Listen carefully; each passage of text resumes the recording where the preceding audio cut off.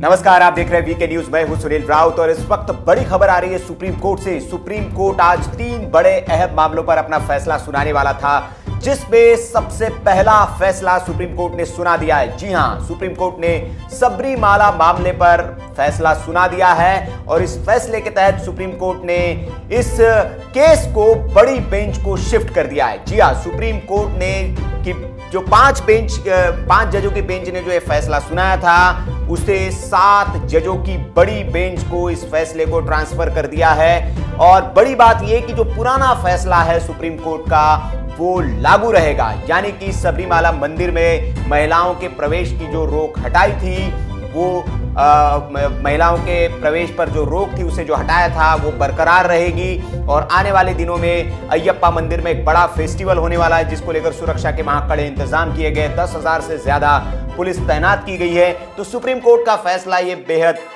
अहम है। ऐसे में सुप्रीम कोर्ट ने साफ कहा है कि धर्म के सर्वमान्य नियमों के मुताबिक ही परंपरा होनी चाहिए और इसीलिए ये जो फैसला है, इस फैसले को, इस रिव्यू पिटीशन को अच्छे से देखने की जरूरत है। इसलिए अभी इस पर फैसला देना जल्दबाजी होगी। इसलिए उन्होंने इस फैसले को, इस केस को बड़ी बेंच को शिफ्ट कर दिया है। अब 7 जजों की बेंच इस फैसले पर, इस केस पर अपना फैसला सुनाएगी। तो ये बड़ी खबर है इस वक्त सुप्रीम कोर्ट से जो आ रही है, जिसमें सबरीमाला मंदिर को लेकर फैसला सुना दिया गया है। इस फैसले के बाद जो वहां के मुख्यमंत्री है पिनरई विजयन की, उनकी एलडीएफ की, उनकी अगुवाई वाली जो एलडीएफ सरकार है, उनके लिए बहुत मुश्किल हो गया इस फैसले के आने के बाद, क्योंकि इस कोर्ट ने स्टे नहीं हटाया, इस फैसले पर स्टे नहीं दिया। फैसला बरकरार रहेगा, यानी कि महिलाएं वहां प्रवेश कर सकती है। और अभी 3 दिन बाद ही सबरीमाला में वार्षिक तीर्थ यात्रा शुरू होने जा रही है।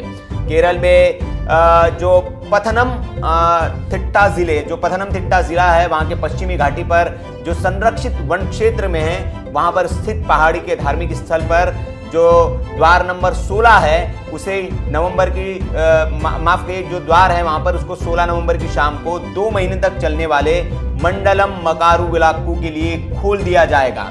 विजयन ने निर्बाध तीर्थ यात्रा सुनिश्चित करने के लिए सभी विभागों की ओर से तैयारियों का जायजा भी लिया था और यहां पर बड़े पैमाने पर सुरक्षा कर्मियों को तैनात किया गया है। 10,000 से ज्यादा पुलिस कर्मियों को यहां तैनात किया गया है। लेकिन ऐसे में सुप्रीम कोर्ट का फैसला आना सरकार के लिए बड़ी टेढ़ी कीर साबित होगी, क्योंकि इसके पहले जब सुप्रीम कोर्ट ने फैसला सुनाया था तो हिंसा भी हुई थी और जो हिंदू डेवोटी थे, उन्होंने इस फैसले का विरोध किया था। उन्होंने कहा था कि ये उनकी मान्यता है, परंपरा है और इसके खिलाफ सुप्रीम कोर्ट फैसला नहीं दे सकता है। महिलाओं को प्रवेश नहीं दिया गया था। लेकिन अब ये चुनौती बड़ी इसलिए हो गई है क्योंकि 3 दिन बाद यहाँ पर वार्षिक उत्सव शुरू होने वाला है और हजारों की तादाद में, लाखों की तादाद में यहाँ भक्त पहुंचेंगे। ऐसे में सरकार के लिए बड़ी चुनौती होगी इस सुरक्षा को मेंटेन रखना। दरअसल आपको बता दें कि पिछली बार सुप्रीम कोर्ट ने जो फैसला दिया था, उसको न मानते हुए कई रिव्यू पिटीशन वहां पर दाखिल की गई थी और इस याचिका में सबरीमाला मंदिर में जो सभी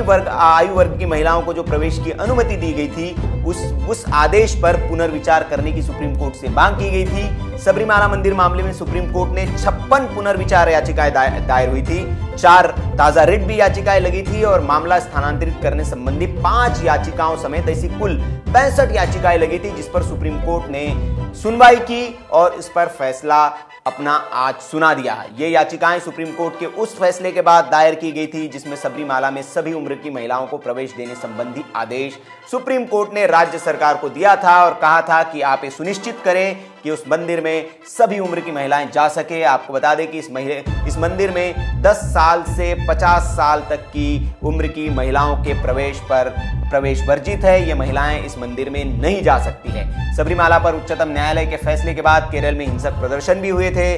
प्रधान न्यायाधीश रंजन गोगोई की अध्यक्षता वाली 5 सदस्यीय संविधान पीठ ने 28 सितंबर 2018 को उसके फैसले पर पुनर्विचार करने की मांग करने वाली याचिकाओं पर सुनवाई करने के बाद 6 फरवरी को अपना फैसला सुरक्षित रख लिया था, जिसे आज सुना दिया है।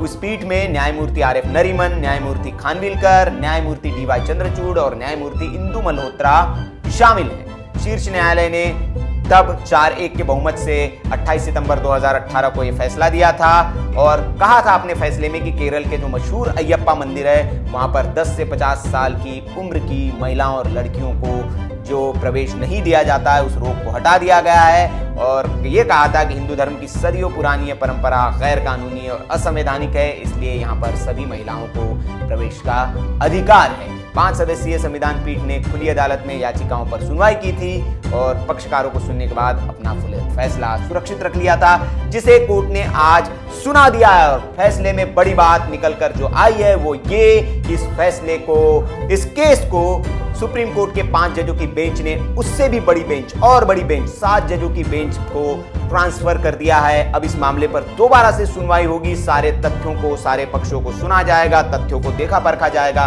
और उसके बाद ये बेंच क्या फैसला देती है ये देखने वाली बात होगी। लेकिन अभी सरकार के लिए बड़ी चुनौती है क्योंकि पिछला जो फैसला है उस पर स्टे नहीं दिया गया है, मतलब जो रोक है वो हटी रहेगी और 10 से 50 साल की उम्र की महिलाएं मंदिर में प्रवेश कर पाएंगी। तो ये है सबरीमाला पर आया सुप्रीम कोर्ट का फैसला। फैसले पर आपकी क्या राय है कमेंट बॉक्स में आप बता सकते हैं। वीडियो अच्छा लगे हो तो लाइक करें, शेयर करें और बाकी जो 2 फैसले आने वाले हैं उसके लिए आप वीके न्यूज के साथ जुड़े रहिए, उस फैसले में जुड़ी अपडेट हम आपको देते रहेंगे। देखते रहिए वीके न्यूज। नमस्कार।